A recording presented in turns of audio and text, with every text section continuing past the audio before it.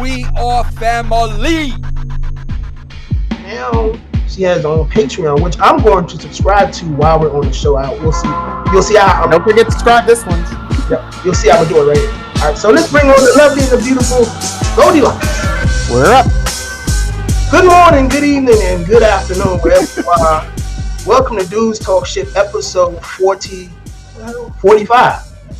Oh, okay. Yeah, 45. Episode 45. Now, keep in mind, we've been doing the show for 2 years, and we don't even have 52 episodes. So, you can blame TJ for that, but he's not here today, thank God. Right now, we have the return of your favorite Brian 3SL Lyles. How you doing, sir? Come while. It's been a minute. So. Been a minute. So, for those who are new watching, can you explain the 3SL on your name, please? Pretty much, it was. I think it was given either by you or a former Rip Radio colleague, due to the fact of my extensive sexual activities with multiple people. Yeah. At one time. So yeah. So Brian 3SL. Okay, and I'm Trump, the good Trump. That name was given to me back in like 2004. And today I had South Beach Trump up there because I plan on going to South Beach in 2 weeks. But I should have put a question mark after that. But you should. Florida's going through some weirdness right now, just like Texas and California. So I would question that. Yes. We have a very lovely special guest. I saw her before we went live, and she is stunning. Yes, she is. And gorgeous. And we're going to talk to her in just a few minutes, but we got some real catch up to do. If you haven't seen it earlier today, the Washington Redskins are changing the name. Well, they haven't made it. Thinking about it. So now we're. Well, here's the thing. So now we're getting to our other podcast show of No Filter Sports. Since we haven't done that in a while either because there's been no sports. The name change right now since FedEx and I believe another big top corporation, it was deciding, pretty much forcing them to say, hey, either change the name or we're out. FedEx is one of their biggest sponsors since Daniel Snyder owned the team. Because as you can tell, hey, their name is right in front of their stadium since it was originally known as the former owners stadium. Jack Cook. I try to remember that. I am an old man, as you can see the gray. The name itself, I went through some stages throughout the Redskins' history, being originally from Boston, and they were known as the Boston Braves. And it kind of, back in the 20s and 30s, everybody had the same nicknames as their baseball team since baseball was popular. So, around 1930, the mid 1930s, they decided to change the name from Braves to Redskins. I heard you went to those games, didn't you? Say again? I heard you went to one of those games back in the 30s, didn't you? I'm not that old, dude. You're thinking of maybe one of the 420 guys. I don't know. So when they moved over from Boston down to the Washington area in 1937, that's when we get the Washington Redskins. It's been known for history and all that stuff, and we know about the owner of the Redskins at the time with being a racist and things of that nature. As of now, here's the thing: the stir up of the changing of the Redskin name wasn't just around now. This happened even back in the 90s. Yeah, this has happened before I was born. Right.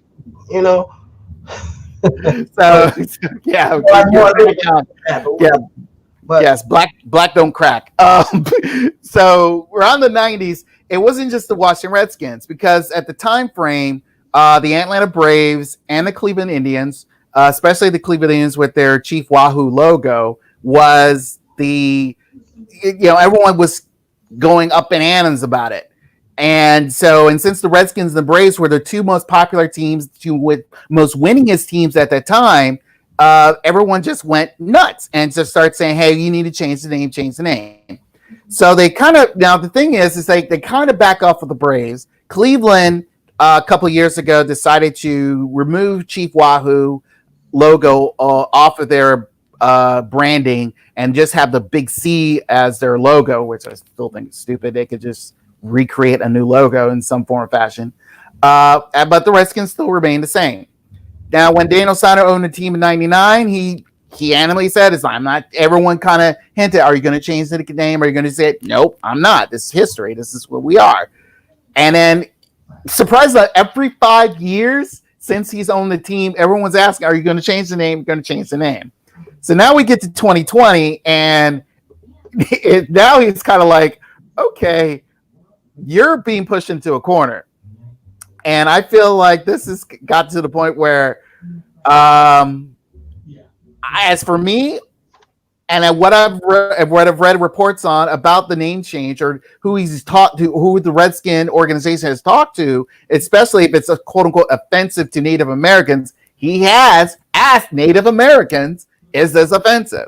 And it has been reported that pretty much a good high percentage felt like no, they don't care. So as of right now, it's kind of like, okay, it's like a whole group of people who forcing the Redskin organization to change the nickname, where it's offensive to a bunch of people who are not offended by it. Well, here's the thing. Just like, you know me, I'm not one to get into all the politics and all that BS. I care, but then again, it's like life is too short to be too serious about too many things all the time. But I will say this: just change the name. Just change the name. And you can just be over with it. That's it. Change the name, and that's my quick feeling on that. So, well, let's put it this way. Before ending this, I feel like changing the name. I've seen like online a lot of unique name changes. Of course, the Miami University of Miami, Ohio, they used to be known as Redskins, and they ended up changing their name to the Red Hawks. So that's one of the possible name changes or suggested name change for the Redskins to still have, if you want to still represent or honor Native Americans in some form or fashion. That's one of the names. Another name was Warriors, of course. How about change it? Just drop the skins. Just call it the Washington Red. That's Washington Red. Yeah, because look, the dog skins, change the logo, and boom, the Washington Red. End the story. See, I make quick changes. I ain't for all that going through channels and stuff. I'm the owner. This is the name. This is what I'm going to be next. Well, but everyone calls them the Skins. So why don't we just one of them was like call them the Pigskins, or better yet, here, I don't know if you saw this. Megan Good did a show like 5 years ago. Did the TV version of Minority Report. And she had this T-shirt, a nice T-shirt, that said Red Cloud, Washington Red Clouds. And it was honoring, surprisingly enough, I looked it up, and it was honoring an actual Native American named Red Cloud. So you could have named the Washington Red Clouds if you go that route. Well, yeah, look, I don't like, no. Let's stick with the red. All right, so look, let me get into this, and then we're gonna bring our special guest on. Okay, so I'm old. All right, you are. Old, I'm older. I'm younger than you, but I'll be 43 in September. Okay, so look, I'm in my nostalgia phase. Okay, I'm in the phase where I want if you're gonna bring all of my old TV shows back, do it right. You know what I'm saying? Like Voltron and shit, and that came back. That was good. Now they bringing Transformers back. One of my favorites that my father used to watch all the time, they brought back, and I watched it last night, Unsolved Mysteries. Okay, Unsolved Mysteries on used to be on NBC with Robert Stack. Remember that dude who had that voice? Well, he was Elliot Ness a long time ago, but I don't know who Robert Stack is. He scared the shit out of me back in the day. My father, you know what I'm saying? That Unsolved Mystery thing would come on. Yeah. You know the way he used to talk shit. So I watched it last night on Netflix because they brought it back and doing a remix. I said, okay, I can't wait to see who's the host. They're gonna have that creepy music. Brian, they did it completely wrong. There was no host. The music was a remix of the 80s music, and the first case they introduced was not scary. I turned off all my lights, You know, I got you trying to get into the mood, right? I wanted to be scared. They didn't scare me. So now I'm not watching anymore. They messed that up. There's another remix of something, a remake of something they're bringing back that was back in my day in the 80s, early 90s. I forgot what it was. But no, for those of you who heard about this Unsolved Mysteries reboot, leave that shit alone because no, I was highly disappointed.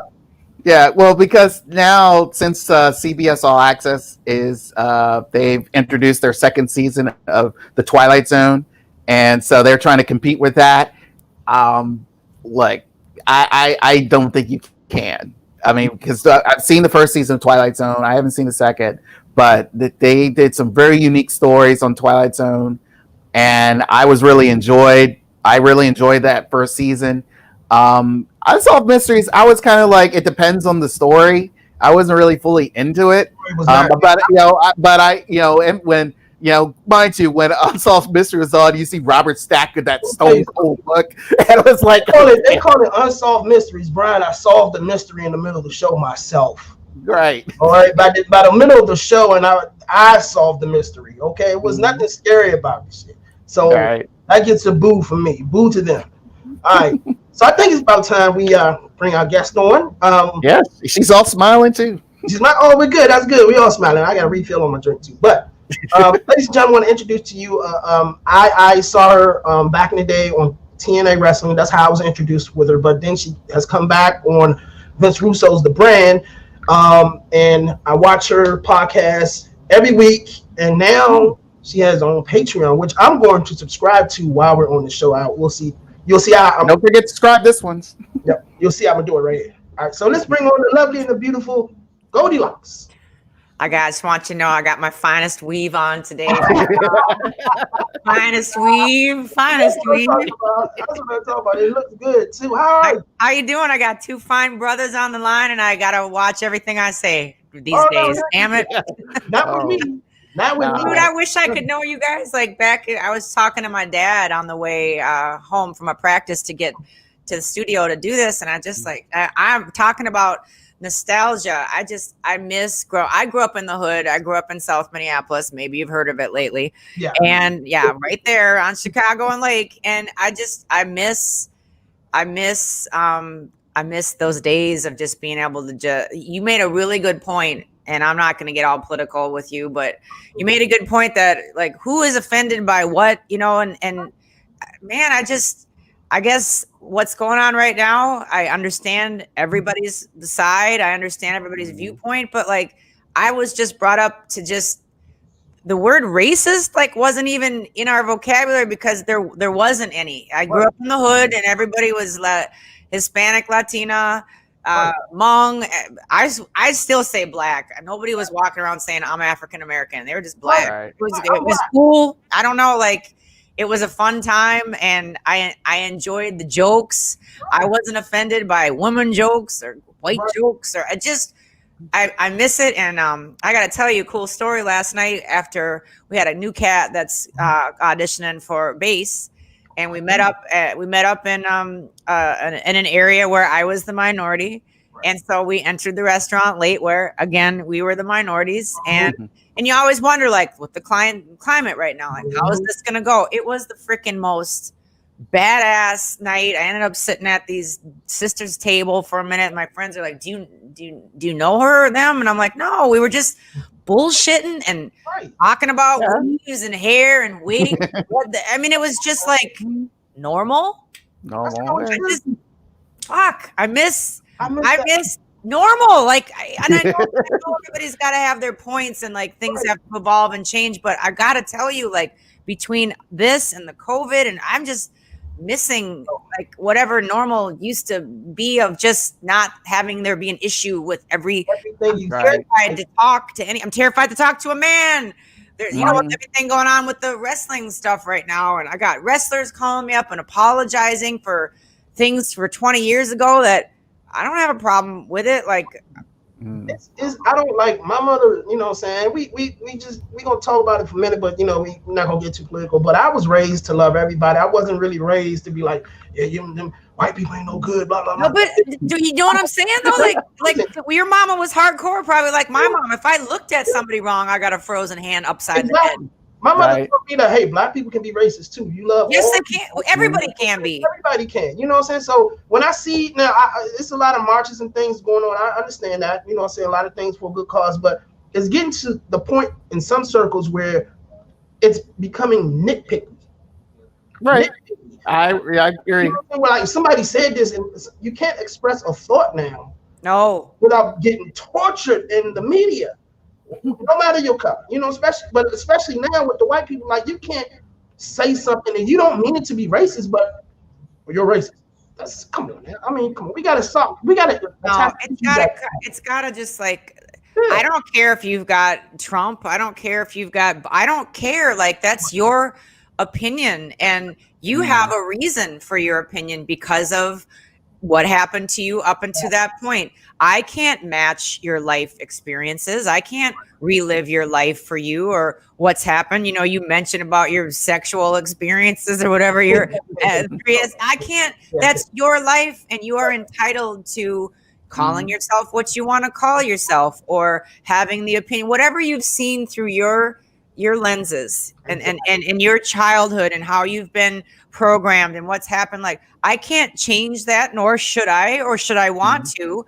It's just like meet people where they are and listen when somebody's got an opposing thought or viewpoint or political or sexual preference or whatever. Like just take a freaking minute and listen to why they have that, and maybe it will make you more empathetic or more understanding. It doesn't mean that you're gonna change your, you know, whatever. I'm gonna be gay now because I talked to a gay person, or I'm gonna be because it just means like maybe you will be able to understand when they have a bad or a good day. Why? Just shut up and listen to others. There's a lot of people talking. Everyone's talking. No one's listening, and that's just listen. Just listen. Yeah, I agree. And like I'll be 43 September 10th. I don't know how much longer I'm going to have on this earth. Nobody does. And I'm not trying to go out and get stressed. I'm trying to have fun, drunk, whatever. You know what I'm saying? I'm trying to have fun. Well, I'm glad you took the time to make up your nappy ass bed in the background. I got this. You know what? This is good. I got this off Amazon for $99. Word. It's silk. It's soft. Oh, now stop it. That sounds inviting. Hey, look, if you see over there, I'm not gonna point the camera that way, but you know what? What is your beef? I saw you got some beef with me on Twitter. That's why I had to come on. Like Oliver, last time you got to already Trump with me, and then I remember last year you were saying that somebody said in your camp that I looked all right. That was TJ. That's the other guy. It had to be him. There's a reason he's not on here now. I don't see his broke ass on this podcast. I didn't have a beef with you. It's like to me, it felt like you went off on me when it was TJ. It wasn't me. I'm like, why she made it me? I didn't say it. He said it. Oh, jeez. I don't see no TJ. I got a crush. This is why sometimes I really think, Trump, you need me back on to smooth everything out, keep everything calm. You know, keep the peace. Brian, isn't Brian a cutie? Brian's a cutie. Now he's gonna be smiling the whole show. I know what time it is. I got y'all's number. The whole time. But speaking of, let's get into this a little bit. Your band. I want to know, when are you all coming to DC? Well, I know everything is crazy now. So have you performed in our area in DC before? No, I would love to. Whenever we come, we have to have like a 2-day, you know what I mean, to make the fuel and the travel work. I really need to get back on television, and I'm working on that just because, you know, when you're on TV, that just ups the game for, you know, back in the day when I was doing wrestling and I was an idiot. Like I didn't even know it. I didn't know how to work it. I didn't know how to hustle. Now I do. Now I'm like, please, dear Jesus, just give me another chance to do this right. Go back. Right my wrongs. Back in the day when I was things were just organically happening, I'd get my appearance fee to just come, you know, walk some kids down the bar mitzvah ramp. And then I would say, why don't you just throw in a few more bills, have the band come out. And then, we are an original band. We've had a lot of records out, but we do play covers as well. And it's nice to be able to read the crowd. And, I'm from Minneapolis, Minnesota. I had my deal with Prince, Minneapolis Sound Gallery, all this stuff. And so a very thick, heavy R&B, hanging with all those cats. We got all that covered. So that's cool. But then the rock and then the punk, and then we don't really do a lot of country, but it's a good spectrum to be able to pull that stuff out. And like when 800 songs really well from 50s, 60s, 70s, 80s, 90s, today, blah, blah, blah.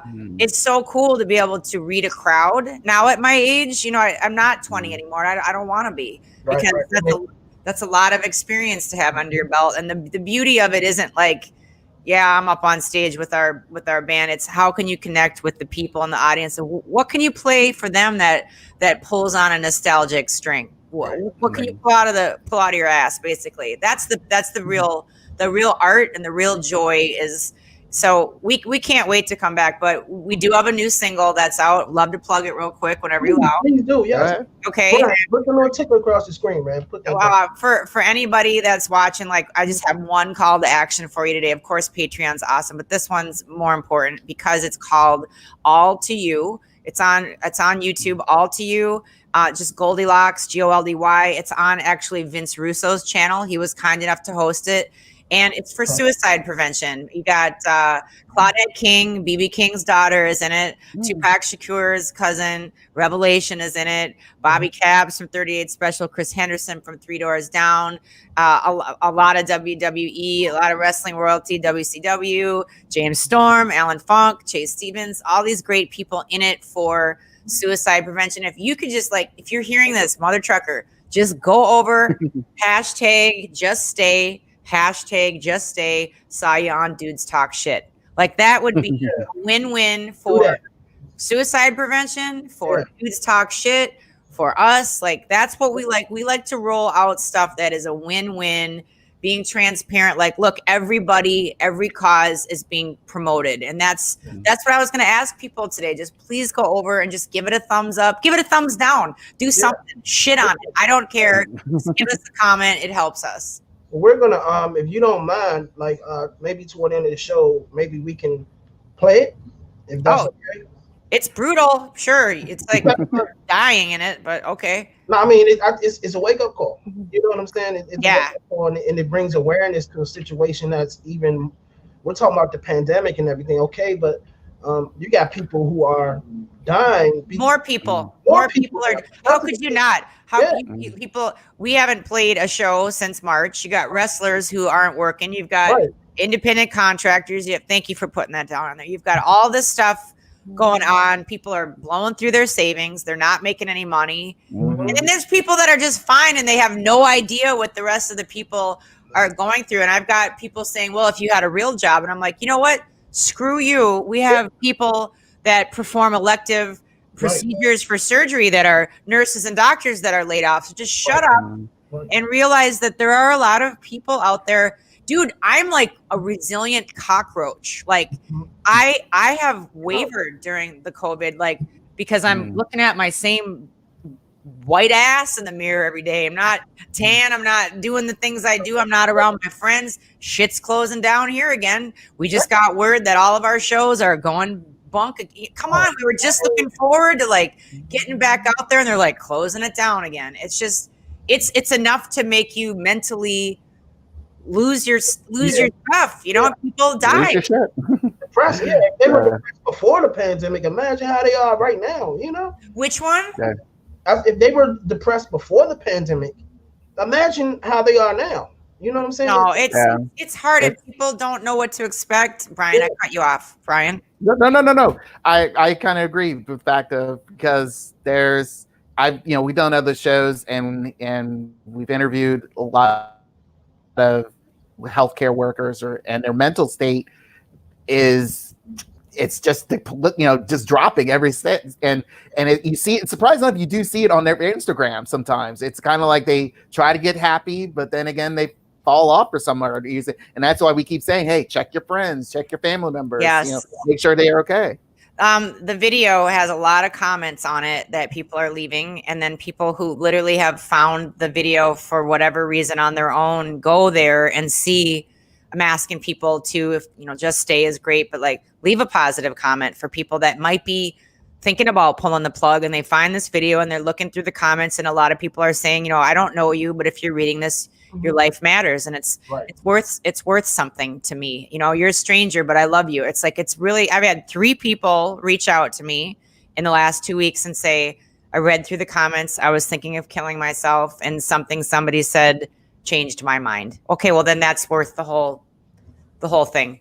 And then there's some wrestling people that show up and they're like, you're an ugly bitch and you suck and you're a piece of shit. I'm like, okay, thank you very much. Like, hey, look, wow. We need haters. Haters make the world go round. Isn't it so? I had a person I worked with last year who was very close to like a worse version of Satan. Yeah, he was a winner. So anyway, I look back at our satanic involvement together, encounters, and I do try to learn something from it. And one thing that he said was he was sitting on Kris Jenner's couch, who's Kylie and what's her name? Kardashian's mom. Yeah. Yes. And he was asking her about all the hate and all the stuff and how does their family deal with that. She just smiled and she said, we love it. And he was like, I don't understand. And she just said, let me just tell you, like, your career, your podcast, you're this, Brian, whatever you're into, in order to make that, it's like a car. Right. And in order to make a car run, you need a battery. And a battery, in order to make a battery work, you need a positive and a negative. If you just have the positive, it's not going to do anything. It's when you touch that negative that all of a sudden it ignites and it powers your car and your alternator, the yada. So that's a really beautiful thing that at least I can say I got something, good from all of the abuse that I withstood for a while dealing with this business person. But that's a good analogy of I don't even really see the hate anymore. No. Once in a while it affects you, but I don't really see the positive either. I just see, okay, people are here. What is what's the next thing, guys? Like, what are we working on next? And when you were talking about people are offended by the Redskins or they're this or they're that, like who's really offended or whatever. Like when I start hearing all of that stuff, this is what I think.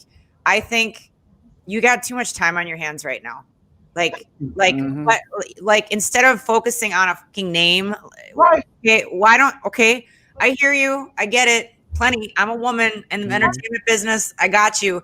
But when I find myself being like, I'm feeling oppressed or I go find something to do and I advocate for something like positive that I can help with, or what platform can I push? Is it child abuse prevention? Is it suicide prevention? Like when I start getting pissy, I go look for something to do. And I'm not saying that they're not merited in their name change. That's not what I'm saying. I'm just saying it's like everybody's changing their name and everybody. And so many people are doing stuff right now that you're muddying the water. What are we talking about? Are we talking about Black Lives Matter? Are we talking about what are we talking about? Like the shit. This is what cracks me up.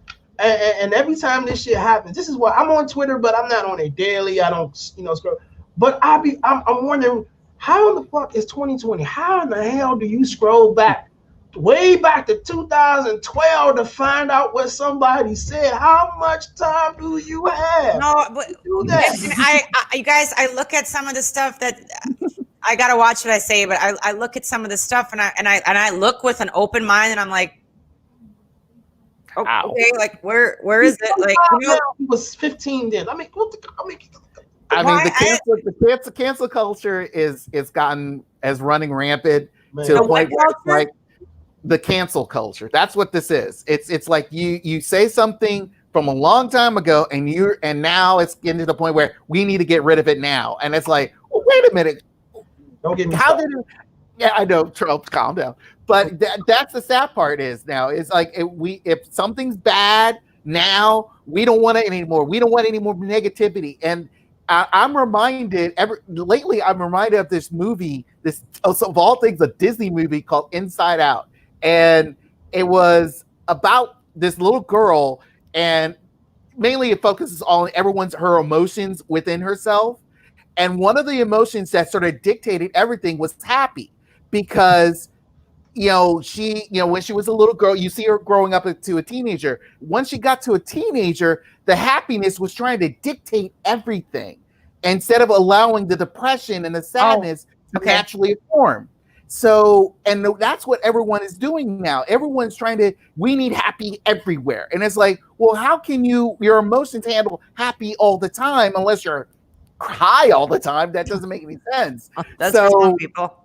Yes, for some people. So to me personally, it's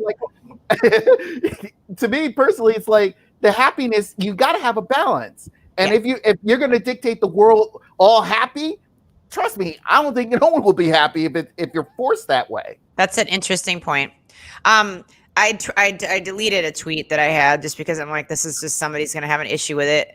And I was bummed because I found it by accident, and it was Betty White inducts Morgan Freeman for whatever award that he was getting, and it was really campy, and to me it was funny. It was 2011, and I just posted like, can we get back to the love? And I watched it, and it was her with like 6 black guys on each side. She was making jokes about back in the day Morgan Freeman played a waiter in an all black cast on Broadway for Hello Dolly, and she's like, they called me for the part, but I didn't get it, and it was like, it was funny because she's a white bitch and her last name is White, and she said, I wonder if it was because of my name. And I watched his face, and he was tearing up. He wasn't offended.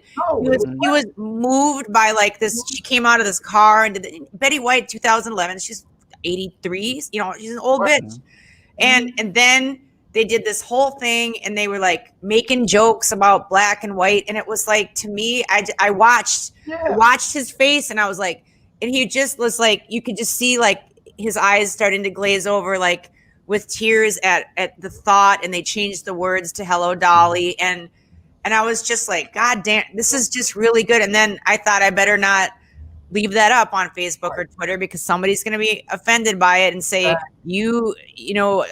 condone this or whatever. And it was freaking great.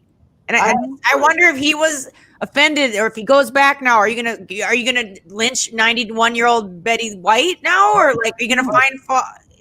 But let me tell you what I saw the other day on the news. Maybe y'all saw it. On the Golden Girls, there was an episode. Golden Girls, they pulled an episode. Right? They did what did they do? They did blackface on the Golden Girls. Why did they? Okay, so like that's one thing I was asking. Like, what? Tell me, educate me as a white chick who isn't racist.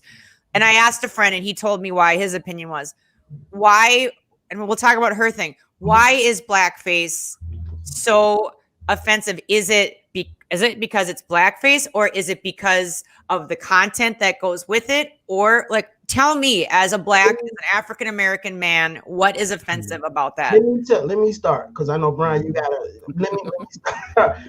To me, it's the context. If you're doing it because you are doing it in a way where it's hey, this is what they look like, and this is then that to me is kind of offensive. But if it's in a comedic version and you're just having fun with it, I don't find it. I'm very hard to offend. Okay, that's just my personality. And to me, context matters to you. Context matters way more. Because let me make a point. My people didn't go through the same slavery and the same structure. Okay, so I am not speaking as an authority at all. All I'm saying is when I can't think of the 2 black guys that dress up like the white people in those movies. Who are those guys? White chicks.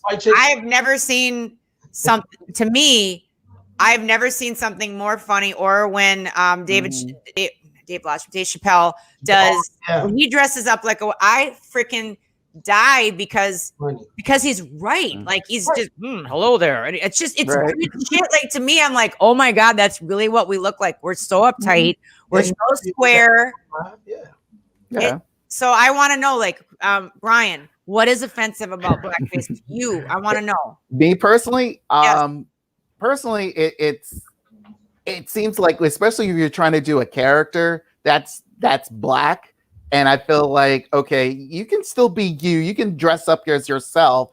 I don't need you to paint yourself. You really don't need to. All right. And I felt like, historically, I've seen the historical videos of, white men dressing up as black and trying to act black back in the 30s and all that stuff. Okay, that's what our guitarist said. He said it's offensive because they would only hire white actors. Right. Okay, that's disgusting. Yeah. I get that. Right. I get it. So as we get as it becomes more of the sense of like seeing, especially now, it's seeing Justin Trudeau, the Prime Minister of Canada, did it when he was younger. I remember Prince Harry did it before.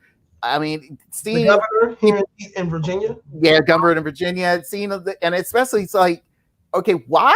You could have just dressed yourself and it would have been fine. But no, you had to go that quote unquote extra mile, and you claim it as being authentic or whatever. And it's like, no. And that to me is like you're going to a level that you didn't need to go to. I'm Black 360, 24/7, and all that stuff. You don't need to.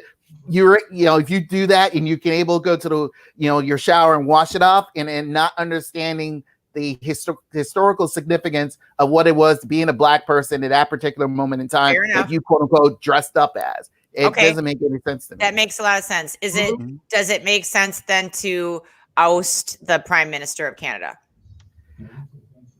If he understood the reasoning behind what was wrong by doing that, and I felt like, all right, dude, as long as you understood it and you apologize for it, it's like, hey, I was young and dumb back then. Fine. Okay. I'm not gonna dwell on you and ram you and it's like, hey, you shouldn't be Prime Minister anymore. No, I feel like as long as you right your wrongs, like you said before, I'm good with it. So that's interesting. Then you have a bigger heart than a lot of other people do. Right. I daily talk about publicly all the things I've done to screw up. I have in this podcast already. Like I did some really dumb stuff, not like that, but just lack of appreciation, lack of gratitude, lack of understanding, lack of respect. When I was in wrestling, I was just an asshole and I didn't know what I was doing and a dick. And that's why I keep saying like I want another shot. Speaking of that, I want to go to your wrestling days. Okay? Let's go. It's all thick. I get all thick. I want to know how did you get into it? Because now I started promoting wrestling in 2004. I did 4 shows. Okay. And I stopped because it just cost too much damn money. Because it what? Oh, yes. Too much money. You had to go through the athletic commission. You had to pay the licenses. And this was just indie wrestling. It killed me.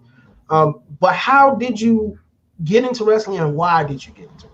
I got into wrestling because the music lawyer that got me my record deal was dealing with the Jarretts. She was also their lawyer. So I got in through that. She said they're looking for somebody who is a fresh face that's got broadcast background, not necessarily wrestling. Right. And I just pursued the living shit out of the Jarretts for months, trying to get them to give me a shot, give me a chance. And I would fly to, ironically, as I live and breathe right now, I would fly to Nashville and their office was in Hendersonville, Tennessee. I'm in like Madison, Tennessee, which is right up the road from Henderson. Not in a million years in 2001. If you told me that in 2020, I would be living in, because Vince used to call it like, he'd call them the Jarrett Hillbillies and everything like that. He was always like, shooting on them for being hillbillies and idiots and everything like that. It's so hardcore. And I live literally like probably 10 miles from Hendersonville, Tennessee. Crazy. Minnesota. Is that a culture shock? Well, I moved from Beverly Hills, so you tell me. Oh, shit. Bel Air, Beverly Hills, and Century City to here. And I mean, it's hard because, I get where people are upset right now. And it's just like, there are a lot of beautiful people here and there are a lot of really ignorant people. But then in Minneapolis, there's a lot of people that are a different way over there. It's just people are going to be people. There's a majority of this in a pocket. There's a majority of this in a pocket, itching the weave. And you just have to kind of go with the flow. But like, there are some people here that they're so, it's not Nashville. I'm just saying like where I am right now in like a suburb, some of the people are so ignorant that you can't even talk to them. Wow. It's not even worth even, it's literally my mom used to say, you're just wasting your breath, Goldie. And I'd be like, and that's what it is. Like, there's no way they're going to ever stop, Brian, and listen to you. They're not even going to hear your point. Like, I can hear somebody's point and say, okay, I hear you.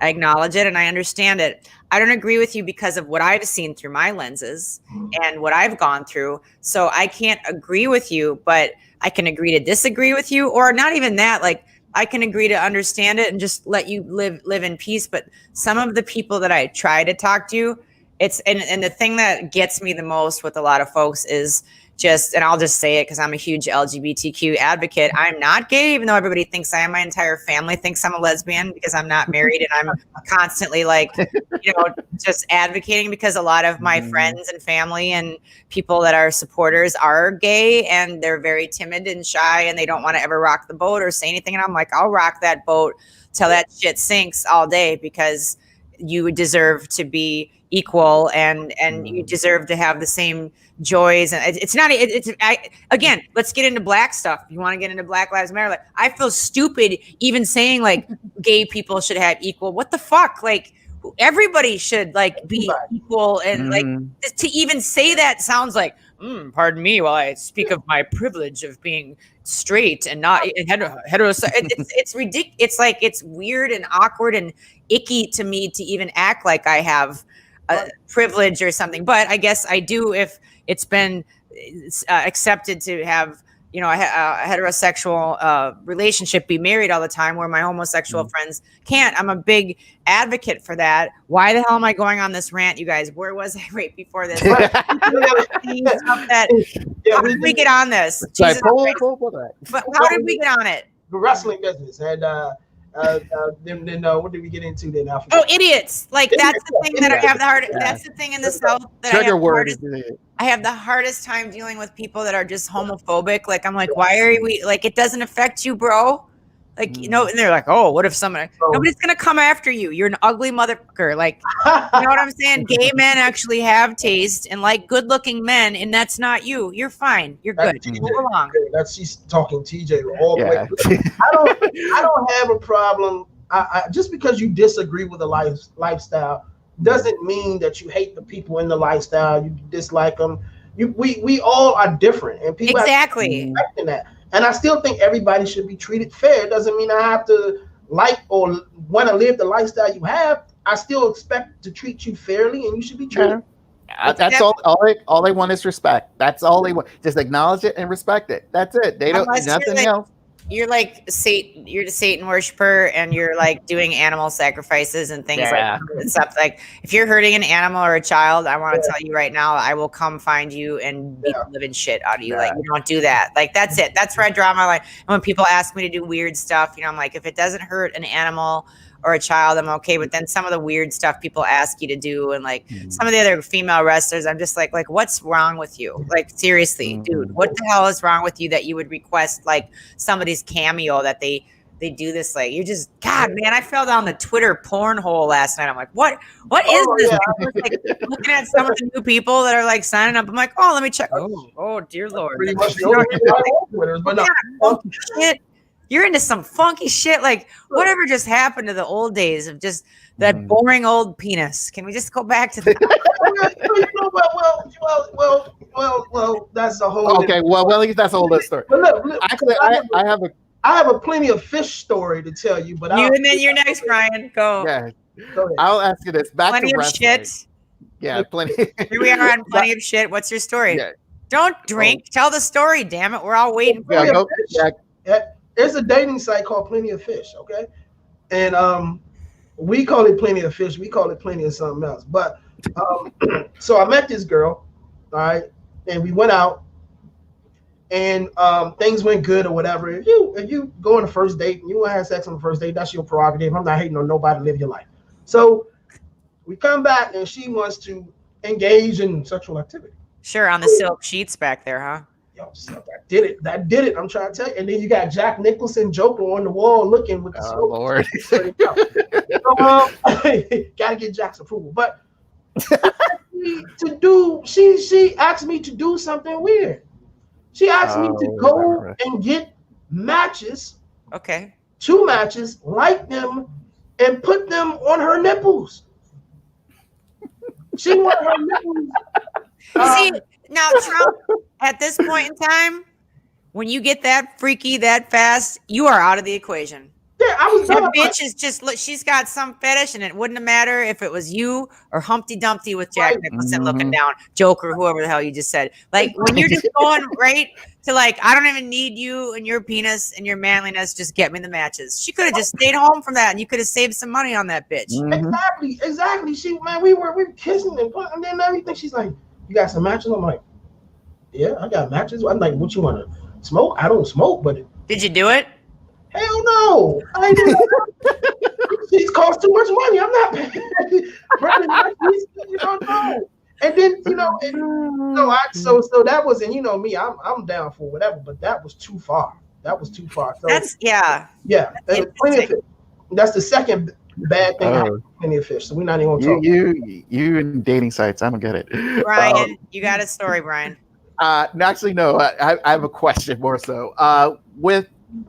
With your going into wrestling, as you said, as an interviewer, did you have to train just like what is now like a lot of interviewers are doing now? They have to train before they interview. They threw me out there with nothing. Nobody told me anything. I'm in the Patreon that's launched yesterday. There is a show every week called The Daily Dump, and The Daily Dump is inspired by. We go back and find some wrestling clips, and I basically talk about like what this was like. We've got some that have never aired. I've got tapes of stuff that never even aired. And if you want, fuck off, excuse my language, but like, I didn't exactly get the best straw pulled when I left TNA. So I dissect that, but it's like, I was in Mortimer Plumtree was one of the very first, interviews that we did, and he was one of the only people to try to help me at all. Eric Watts helped me later on. The guys were all nice to me, but like nobody helped me with anything. I didn't know what I was doing. And then the next thing you know, I'm flopping around in the ring, and Kurt Hennig did secretly try to help me and train me. We were going to try to get some wrestling going, and then God bless his soul, he passed away, went to be with the Lord. So nobody did it wasn't like that. It was just like every person for themselves, just figure it out. And that's why I had so much heat with people, because I did screw a lot of stuff up, and I didn't know. And if you got problem with me, you got heat with me, then have the balls to come up and say, I got heat with you. I don't like how you do this. You're a bitch. You're this, you're that. And like, at least enlighten me on what I'm doing incorrect so that I can fix it, or take the time to say, why don't you let's go work on some stuff. You know, Eric Watts would say, okay, this is okay, but it could be better if we do. Well, of course I'm going to listen. And again, how do you approach somebody? Are you just like, you suck? Or are you like, you know what? I saw what you were doing back there. And if you just added this, it would, oh man, it would really push it over the just help somebody out. Don't just talk shit. Don't just talk shit. Like, talk fix. Try to do something to help somebody out. Like, first off, it's going to make you feel better, because you're just not. Second of all, like, I got no time to talk behind. I hate talking about people behind their back. That just means that I'm a weak mother trucker, and I've got time on my hands. If you got time to talk about somebody else and dog them and whatever, then you got to take a real close look in the mirror and reassess what's going on here. You know, when they come to you, you don't want to. You want to ignore. You want to. You know what I'm saying? I'm like, come on, man. That's not cool. I'm like, you can say it, but you can't back up what you said. But that's. I want to know. No, to answer your question, Brian, I had nobody trained me, nothing. I had no idea. And like this Patreon stuff, when I'm going back, like I cried like 2 weeks ago. I literally I'm just emotional during the COVID, I guess, more so PMS-y than ever. It's like every day is PMS. And I cried because I watched some of the promos that I did with Vince, and I'm like, these are really good. I don't even give myself any credit for how good these were when I had no direction. Or they would just write stuff and I'd memorize it and I'd get it all, and then they'd change it 5 minutes later, and I'd be like, and it was live half the time for pay-per-views, and I was terrified. But we'll just go out there, like, go out there and do what? We'll just go out there, interview the guy in the ring. Who's in the ring? Oh, Chris Rock. Chris Rock? Chris Rock? What am I? We'll just go out there. Go out there and do what? What do you want me to talk to him about? And Jeremy Borash was just like, hey, blah, blah, blah. He would just roll this stuff off of his tongue. Like, didn't matter what. Jeremy could just talk bullshit about anything. And that's why he's so good. And he's still relevant today and working, because he could just interview anybody about anything. And I'm like, Chris Rock, you want me to go out and, ladies and gentlemen, Chris Rock. And then what? You twat. What do you want me to say? Nobody told me. And then they're like, that was terrible. I'm like, because I kept asking you, what do you want me to talk about now? because I was thrown under the bus, Brian, so many times like that, because I was beat to a pulp, because people were shitty to me, I can just show up on your show. I have no idea if you're going to roast me. I have no idea. And you know what? I don't care, because I'm professional enough now where if you wanted me to talk about this, I'll talk about it. You want me to talk about that? I'll talk about it. The band and what we do. We're so good at our age and being seasoned professionals that if you called me up right now and said, you have 35 minutes to get to the airport and go do a show for 50,000 people, I literally have my stuff pressed and ready to go. And the boys, I wash their stuff and I'd throw it in the thing and I'd put some wigs in and I would throw my makeup in a baggie in a Ziploc and I would be at that airport with no show, anything, and just get out and go out and wing it. Like, it's that good. Like, and that's what trials and tribulations. You can either sit there and have a pity party and feel sorry for your ass, or you can take something and learn something from it. And like I said, like, my bandmates were like, what are you going to talk about today? These are black guys, or are they just going to roast you because you're white? What's happening? I'm like, I don't know, and I don't care. Like, I'm down for the count. I guess one of them has a beef with me. I don't know. They're like, careful now. Just, don't let them, make you cry and stuff. And I'm like, if I cry, Dad, that's good TV. That would be great. I don't care. That's it. I never had a beef with you, and I still don't. As a matter of fact, it's the exact opposite. Wow. And anytime I can come on, or you guys want to come on my show and promote and talk about stuff at Goldie's Closets every week on Vince's, it's got a good following. I'd love to have you on and talk about whatever. I like talking about real shit. Real shit, man. I do, dude. If people would just, and it's always like, no offense, but it's just like these pansy ass white mother truckers that are all like, you know what I'm saying? I'm like, okay, you posted your black square. Now what? Right.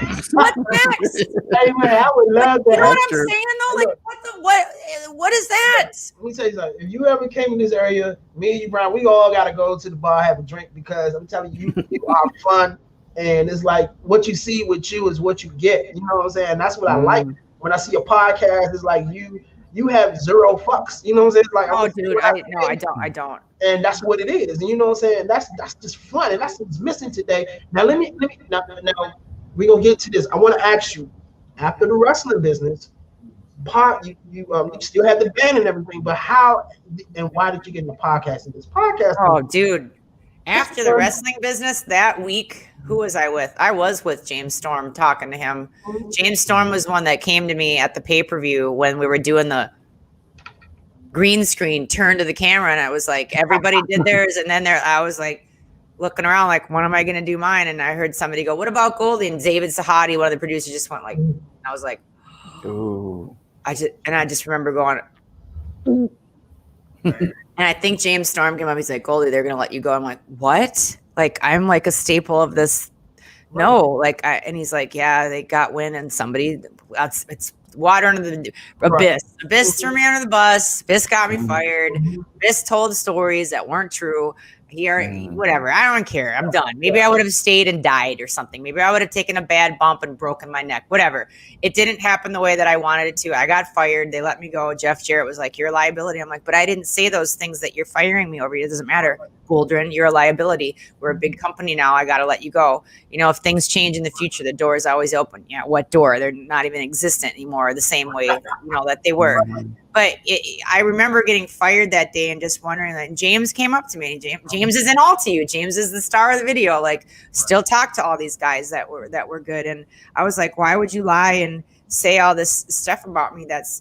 It's not true. That's not how it went down at all. And if I was going to sue the company, I would have done it years ago over some real sexual harassment shit. But I let it slide because by suing, it wasn't even TNA I would have been suing. It was somebody that was aligned with TNA that was sexually harassing me. And I'm not talking about like, I'm talking about some shit. Yeah. And I was like, wait a minute, if I blow the whistle and all my new friends lose their job and they lose the funding and okay, I won't do that. And I didn't. And like, Jeff, if I was going to say something, it would have been when I first got hired and that stuff went down. He's like, well, if you were me, what would you do? And I'd say I would listen to me saying telling you right now, like I never said that stuff. Right. So I leave wrestling. I go back to my hotel in Nashville. the publishing deal that I had gets renewed, and it was horrible. And I'm like, I can't sign this deal. This is signing away my stuff forever just to make my piddly. No, I'm not going to take that. Lose my record deal. And then shortly after that, the IRS came after me with questions, and I did nothing wrong, but I was guilty by association to some people in Hollywood that I was working with. And they're like, but your name's on the blah, blah, blah, blah. And I'm like, oh my God, this is not happening to me. And they're like, yeah, you have to pay back like $375,000 by the, and I'm like, what? Like, no job, no record deal, and then this. And I'm just like, I just remember feeling like I want to die. Yep. I didn't want to tell anybody that I got fired from wrestling. I kept saying, oh, they're not using me this week. They're not using me this week. Fired. I didn't want to tell anybody, oh, you lost my record deal. Like, there's no radio play anymore. Everything, publishing, nothing. I lost everything. And I was spending my money like it was coming in forever and ever. Like, not saving anything, blowing through dinners, whatever. And it was so terrifying. And I ended up just like flat on my face in a low income housing hood. Like, I mean, like just like some sketchy people living here. And I'm just like, what is going on with my life? It was horrible. And I had some hooker, her kid kept coming to the door and complaining and saying, she came to my door saying, are you calling the office? I'm like, bitch, I'm not, does it look like I'm in a place to call anybody? I'm like, I got nothing here. I'm like, just get lost. And then knocking on the door again, like, you got a problem with me? I'm like, trust me, sister. If I had a problem with you, I would let you know. Now, good day to you. Kept knocking on my door. Like, finally, like, chick wanted some drama. No, she wanted drama. But a couple weeks later, and this is part of my talk when I talk to kids in schools. A couple weeks later, that door, and I opened up. There was no peephole in that hood. I swung open that door, ready to just tell her off, and it was one of her kids with a rumpled up old pie tin with some shitty old Reynolds wrap on the top. My mama made some extra shepherd's pie and wanted to make sure that you had some food tonight, Miss Goldylocks, here. And every night for months, whatever they had left from their WIC and their food stamps, they made a little extra plate for me in that same old crumpled up pie tin. I'll never forget it. Her pimp came to me and said, yo, and I'm like, well, don't even knock. Trust me. He knocked on the door and he said, yeah, we got this old, I don't know what kind of car. It was a Sebring or something. The windows were permanently rolled down on it. There was garbage bags, duct tapes to it. The brakes would not, the brakes were constantly down. You had to bungee cord the brake from the back of the headrest up. Yeah, I know what you're saying. You know what I'm saying? If you wanted to use it, you push down. He's like, look, we got this gimmick. It's got insurance on it through all the other hoes. If you want, what you're talking about, I already know. You want to use it, Miss G. We know you're in a hard spot. I'm like, oh hell, all right. And I hear you. I hear what you're saying, dear Lord Jesus Christ. From Beverly Hills to flat on your face, and you best not judge any hooker, hoe, pimp, scallywag, whatever Dave Chappelle would say. You better not judge anybody, because it was those people who made sure I had a car, who made sure I was fed. And then she started giving me, one of her girls was starting to get out of the business and do cleaning of houses. And she was like, you want this house? I'll kick it to you. And I said, as long as it's cash, because the IRS has got me, And that was the getting fired from TNA, losing everything, having that experience. The story that I just told you changed my life. And I wish that sort of disarray on everybody, because boy, does it make you realize who you are and who you've been looking at, talking shit, looking down your nose all these years. You might want to rethink that. Rethink that, because you never know when it can happen to you.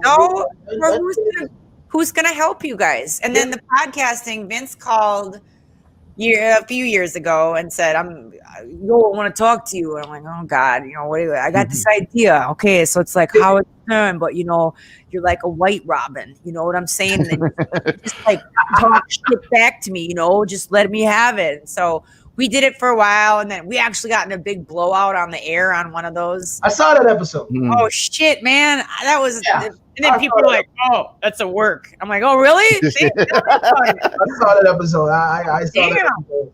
I thought he was going to bury me for some stuff that he knew. And I told him, hey, bro, on the side, you can type in like, Goldie, I'm just with you, and I like, why didn't he's like, I didn't know I could do that. I'm like, well, now you know. I think with Vince, and I don't know personally, but I do know him, and I was a guest on the show, and I actually tried to get him on here, but the schedules just weren't, Vince, from what I can see, just likes that natural reaction.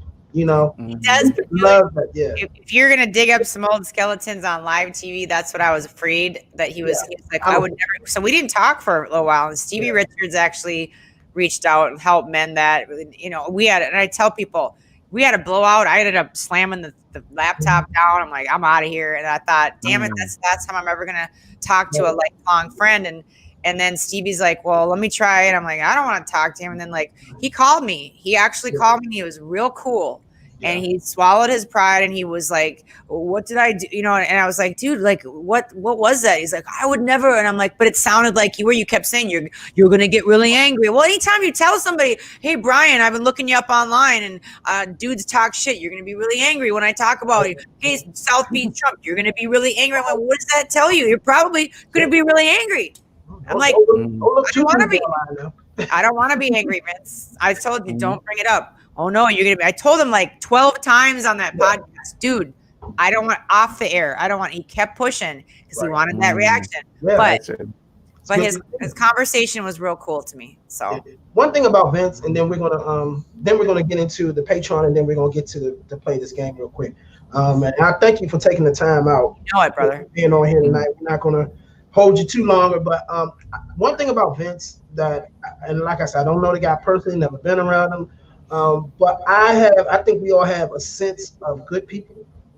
I think you can tell just by just kind of watching somebody, maybe you could be wrong, but that they're good people. And I think Vince is a very genuine person. That's why I subscribe to his podcast. That's why I'm entertained by his shows. And then when he brought you on, I was like, she's a firecracker, but she's has zero fucks. And that's what I like. You know what I'm saying? She's going to tell you what it is, whether you like it or not. And it's not going to be anything phony. And that's why I just subscribed to Goldylocks Productions on Patreon. That's the wrong one, you mother trucker. Huh? I told you.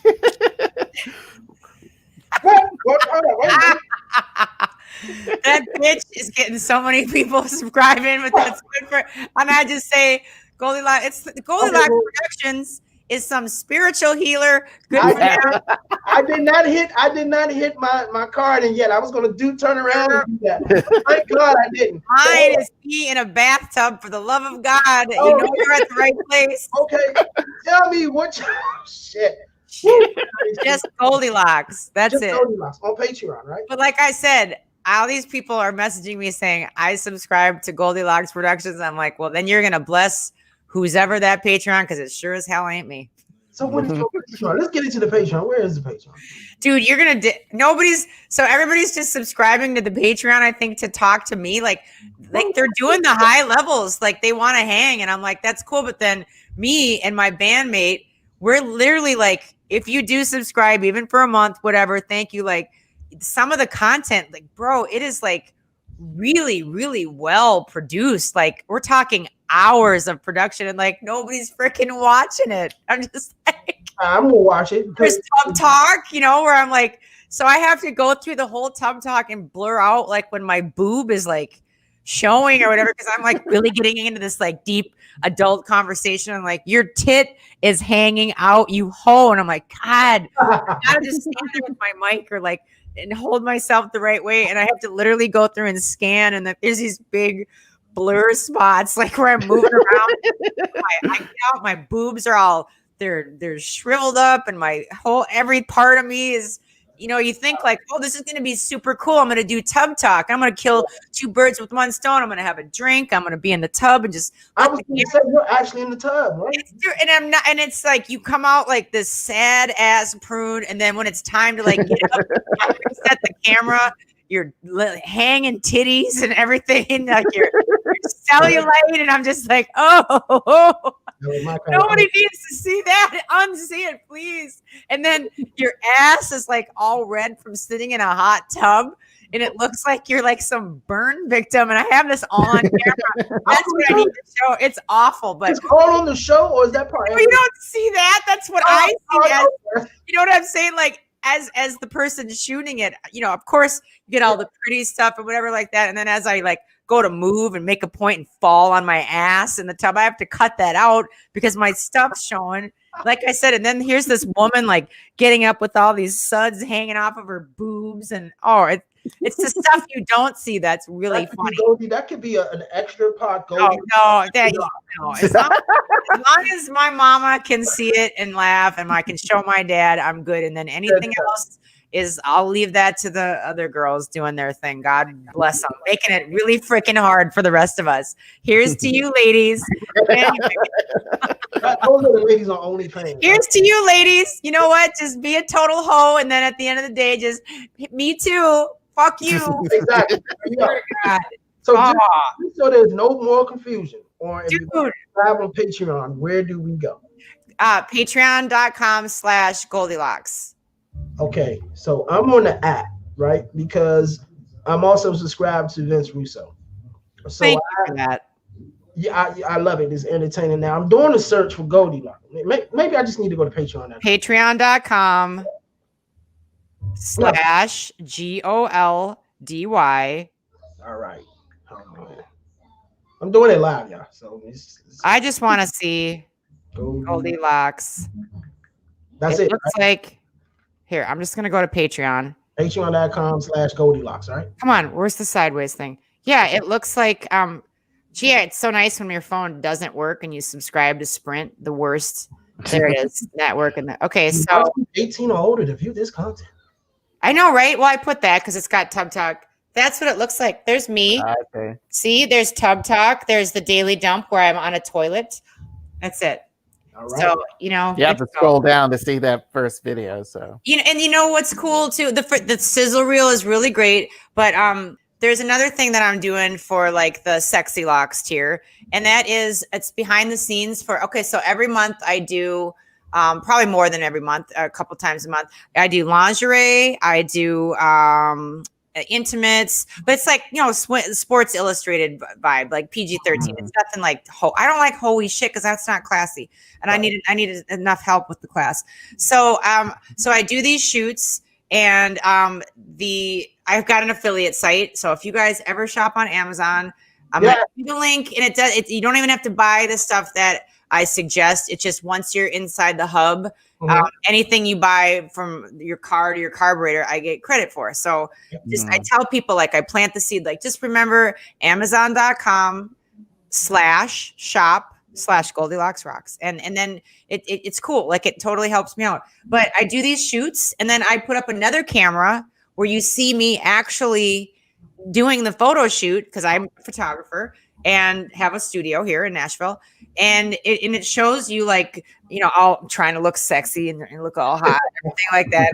My shit's hanging out, whatever, my muffin top. And if I just ate, have a food baby, and I'm like, okay, just like drape the sheets just like this and like cover. And it shows you how I do it. And then it actually shows taking the photo. And then the photo, like, I have 3 up right now on Patreon for the Sexy Locks tier. And they're really hot, beautiful pictures, but you get to pick one of those and it gets signed and sent to your house every month. And it's like, there's a lot of guys. First off, it's cool because you were a part of the experience. It's really interactive. And then you get to pick which picture that you want. Like, I like to do that. I don't want to just do the Patreon to go through the motions. Like, I actually care about people, and I'm honored that anybody would give me $1, $2, whatever. It's like, that's a really big deal. And like you said, I say it like it is, but I'm also here to, like, really give you your money's worth, because what we're really selling at the end of the day is, like, friendship and connection. And I dig people, and I love freaking talking to dudes, especially who might need a little help with confidence, who might need some help with their game. And we did a chat the other night, and it's like, you can just tell where people are sitting, Brian, and where they might need a little extra love or a little extra encouragement. And hey, man, have you ever thought about doing your hair like this? Or in, the higher tiers, get a video call with me. Brian, perhaps you need to do a new hairstyle, Brian. What's that? I said, Brian, perhaps you need to do a new hairstyle. Well, I mean, you don't have too much hair. All I have to do is cut it. You're an asshole. Hence, it's his ventures on Plenty of Fish. So no, I do that for fun. But look, let's get the game. What's the game that we're doing? Oh yeah, let's get into the game. As you can see now, I have officially become a Patreon. Goldylocks. I am very honored. I am not Goldylocks Productions. Thank you. Not the spiritual healer. No, Could you imagine? Right now. I'll let God be the end of that when I die. But let's see what game we got, Brian. Here we go. Okay. Thank you very much for that, Trump. No problem. Every month. I'm gonna say this little game is since it's about wrestling, since it's back your day, I want you to match either the wrestler with its finisher move, or I will mention the finisher move and you have to match a wrestler. I'll fail at this. Like I said, I want to go back in time and like redo it, but I'll give it a whirl. But I suck at everything. Well, now, if you want to say like, here's the wrestler and who did they sleep with, then I would win. That's a whole. If we only do, that would be easy. If I start off with John Cena, then everyone would know who it is. So I want to start with this. Let's start with sharpshooter. That's Bret. Wait, the sharpshooter is Bret Hart? Yep, that's correct. Okay, great. Trump, I'll give you this one. The outsider's edge. Who? The outsider's edge. That's the finisher. That's Razor Ramon. Okay. Is it? Yep. Oh, you got this way better than me. You're gonna give me he's giving me the easy ones. Okay. Let's see. Goldie, I'll give you the ankle lock. Oh man. It's not Kurt Angle. I don't know. Yes, it is. Is it really? Yes. Okay. All right. All right, Trump. I'll give you a wrestler's name. You give me the finisher. Diamond Dallas Page. Oh, Diamond Cutter. Okay. Goldie, I'll give you a wrestler's name. You give me the finisher. Triple H. Shit, that's an easy one, and I don't know it. What is it? Fuck the piss off. What is it? The pedigree. What is it? The pedigree. Do you know what? This is gonna sound mean. I've never heard that before. Oh. I've never heard that. I mean, I've heard every single one that you've said, but I guess I'm just not a big Triple H person. Like I haven't watched a lot of his matches, and I think of him more as Office. Yeah, that's what he is lately. So, all right, Trump, I'll give you this one. This is the finisher. Okay. Rack Attack 2.0. What? Rack Attack That is 2.0. Yep. I have no idea. Who? This is the finisher. Is Rack Attack 2.0. Don't get it? I got two that might be. What are you thinking, Goldie? It's probably wrong, but it's either, to me, what came to mind was either Piper or Sandman, but it's not, is it? No. What is it? Nikki Bella. Oh, I don't. Yeah, because remember she had to change her finisher because it was hurting her neck at the time. Oh no, sir. Am I exposing? Right. What's going on with the weave? How's the weave? You're for a long time. I don't want the weave to fall. Making sure the weave is like hanging in there. Give me another one. All right. Okay. Goldie. Randy Savage. What's his finisher? Oh God. Shit. I don't know. What is it? It's the flying elbow. Flying elbow. Top rope. You remember his flying elbow?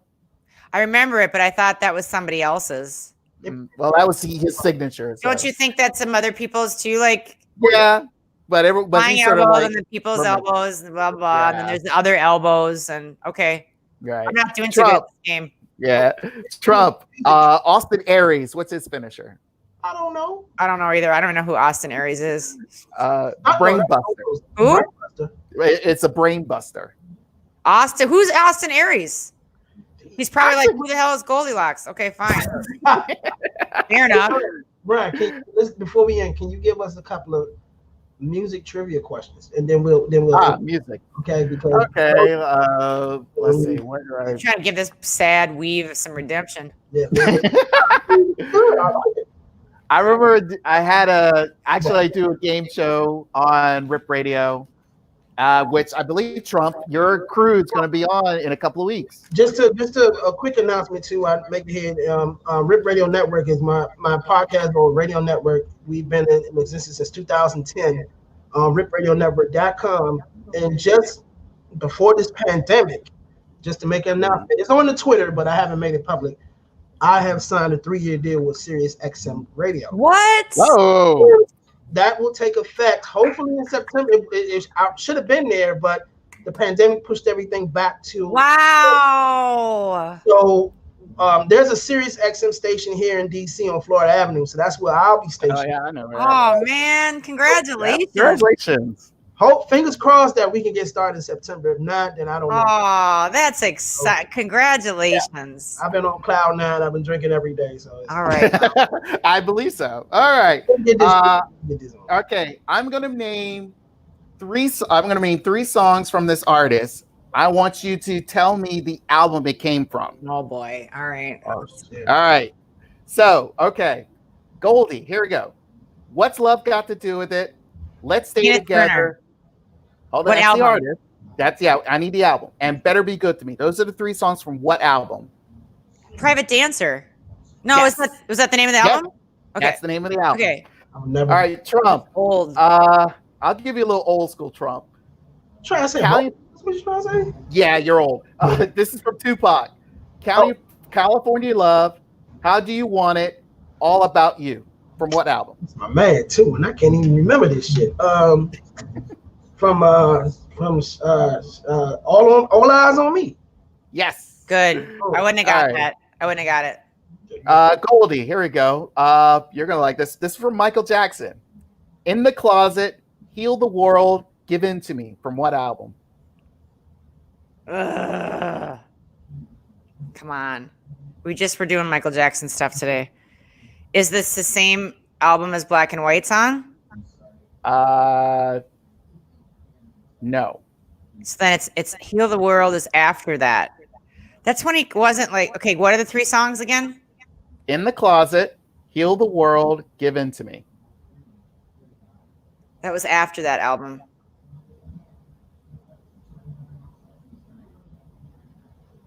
Is Man in the Mirror on that record? Yes, it should be. I think I don't know the record. Which one is it? It's Dangerous. That's the album. Oh, you know what? I'm going to tell you why I didn't know that. Because I had the Dangerous single with a ton. Wait, is my feeding back? Can we turn this down? I had the Dangerous single, and I thought that was a single and not an album. So I still got it wrong. Okay, go ahead. All right, Trump. Here's again old school. This is from Queen Latifah. Fly Girl, How Do I Love Thee? Had It Up to Here. From what album? I don't know. Nature of a Sister. I didn't know that one either. I don't remember the name of that album. What's another one? All right, last one for Goldie. This is from Beyonce. Three songs. I have no idea. Signs, Baby Boy, Speechless. I don't know that album. That's after when I stopped listening to her, but that's more recent. Actually, this is from her first album, Dangerously in Love. Is it really? That's why I didn't know it. Like I don't know that. I didn't know that one. What's it called? Dangerously in Love. Her first. You're asking me all this black stuff. Like how many white girls would get that right? I actually did pretty good. All right. Ask me a few more. Do some more. All right, Trump. This is for you, Tinashe. This is from what album? All Hands on Deck, Too On, and Pretend. I wish you could get multiple choice albums. Yeah, right. I don't. I know Tinashe. I love her, but I don't know her album. I don't know her. It's Aquarius. I would never. I don't even. Come on, a couple more. All right, a couple more. Here we go. Actually, I think you'll know this one, Goldie. Janet Jackson. From these songs, Got It Going, Got It Till It's Gone. Sorry, Got It Till It's Gone. Go Deep, and I Get Lonely. From what album? Not from Velvet Rope. Yes, it is. Okay, all right, there you go. I know white people stuff with some white questions. I'm getting all the black stuff. All right, Trump. I'll give you this one. This is from Sade. Oh, I got this. Come on. Right. Me and Trump are gonna do it together. All right, Sade. By Your Side, King of Sorrow, and Flow. From what album? Oh shit. I don't know. Goldie? Let me think of the name of the album. It was after her greatest hits album. Mm-hmm. It came after that, right? Mm-hmm. Its first record was Smooth Operator, right? Not the first Yeah, album. that was her very first. Yeah. And then Stronger Than Pride? No. Nope. That one, the one that you just said was after Stronger Than Pride, correct? Yeah. This is when she disappeared and came back. Okay, so what are the 3 songs again? 3 songs are By Your Side, King of Sorrow, and Flow.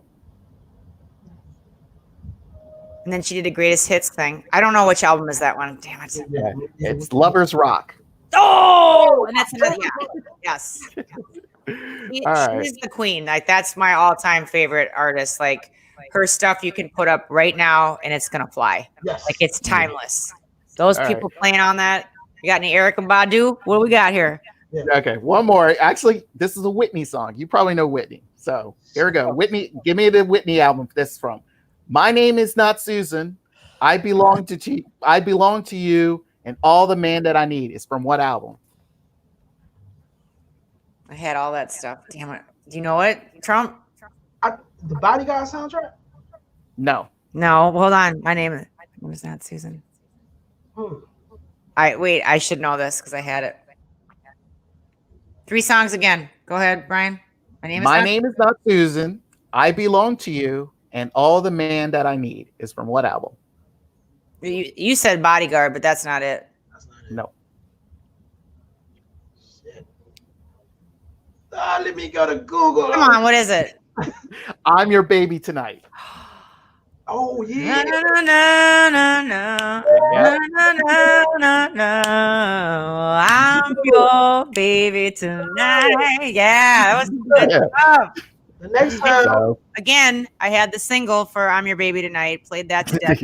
Didn't realize that was the full album.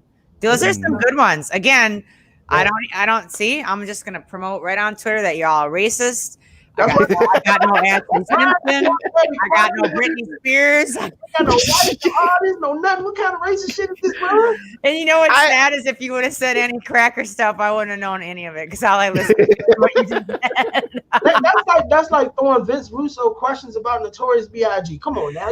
No, but I that's what I mean. I grew up in Minneapolis. That's what I listened to, like the Family and the Time and who did Jungle Love? Who was that? Not Jesse. That was more Stay in the Time. Yeah, like I mean, I was super young, but like that's all. Andre Simone, Jody Watley. Yeah. These are all the people at camps. Jimmy I got to see Jody Watley too. Did you? Jody Watley. Yeah, she's phenomenal. I worked with her husband for then husband for a while, Andre. That's how I got my start. Yeah, like a real young little kid. Jody Watley's super cool. I'm looking for a new. Then who else came? Yeah. There's another Jody Watley, like her, not Jody Watley, but like she was Terry's or Jimmy Jam's wife, Karen White. Yes, Karen White. Yes, Karen White. Yeah.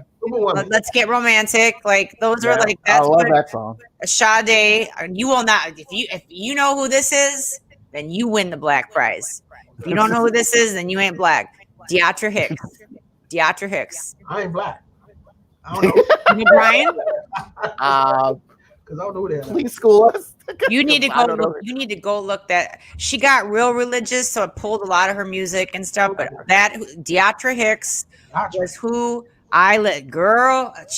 She could roar like soul and roar. And then I got on. Me and some drag queen in Nashville were singing we were doing a shoot together, and I started singing some Deatra Hicks. He was like, "You do not know about Deatra Hicks?" I'm like, "Oh yes, hell yeah, girl, I know about." And so we sang it. We put it on Instagram years ago, and somebody got on there, and it was Deatra Hicks' daughter. And that's my mama. I was like, "Oh man!" So Deatra Hicks, look up her stuff. Like oh my God, can that woman? That is singing. Some of this other shit's fronting, like they're produced. Like this girl had just like you could tell she grew up in the church, and like damn, she was great, absolutely amazing. Okay, so there you go. You're not black. Go ahead. What else you got? That's it. That's like this hip hop today. The hippity hoppity hippity. You don't understand shit. No, Keeping No, not when you're gonna bring up people like Tupac and you're and Biggie and like, you know, and we get in arguments like who's the best rapper of all time, and like, you know, that stuff spoke to me. What's up with that? You know, like that's some good. The only other white guy that I think did now he's on the deep end, but like I thought when Eminem first came out, he had some tight stuff. Like I was like that was it was to me it was like wow. Now maybe you know he's doing other stuff. Yeah, he fell off a little bit. He fell off, but it's Tupac, is Biggie, and really that's pretty much it for me. That's all I really listen. I mean, 90s, I listen to all the 90s, but Tupac and Biggie, man, all day. Yeah. And melodic, and I do love Snoop too. I love Snoop, my man. I love Snoop. Love some Snoop Dogg. Like that's Kendrick Lamar. He's the closest thing that comes to them back in the 90s is Kendrick Lamar. Put on Kendrick Lamar. If you don't want to hear F in every sentence, Kendrick Lamar will spit some good shit for you. Yes, you're right. You're right. Yeah, that's it. Well, Goldie, I want to thank you. Close it out, brother. For coming on the show tonight. Thank you so much. And as normal with all podcasts, throw out your social media and where everybody can find you and that type of thing. Goldylocks Rocks, GOLDYLOCKS, and please let me know when you put out whatever so that I can promote it. And hopefully I didn't say too many things today, but whatever. I think you just keep it real and not, you know, I really appreciate, I got to tell you, I appreciate you having me on. I've just felt so badly about what's going on. Yeah. I feel bad for being a white girl. I've never done anything wrong, but my heart has been literally aching. And when I went that restaurant last night, like I had to go to the restroom because I teared up because I'm like, can we just go back to like being normal? Like I said in the opening of this. So I really, really appreciate you being on. And I think sometimes just like hanging with everybody is the best medicine rather than making a problem some places that maybe if you're just being normal, like that's the answer. I don't know. I'm not saying marching and the things that are going on aren't necessary. I understand everybody's viewpoint, but just sometimes just kicking it with people and being real and having legit conversations and shoots. I'm down with that anytime. So please have me back on sometime. And you guys come on Goldie's Closet sometime and let's talk about whatever you want to talk about. Just do that. Cool. Let's do that. I appreciate it, man. It was fun. And I'm going to send this to Chantel. You know, Chantel, she does everything for the Russo brand because that's what our show airs on. So, man, it's going to be fun. I'm going to, I really want to do this again. If you ever come to DC once all this shit. Man. I hope Chantel is blacker than you are. You didn't know no DeAndre. Upset. Love and happiness. Dudes Talk Shit, episode 45 with the lovely Goldylocks. And we will see you next time. All right. You guys take care. Love you. You too. Bye-bye. Bye now.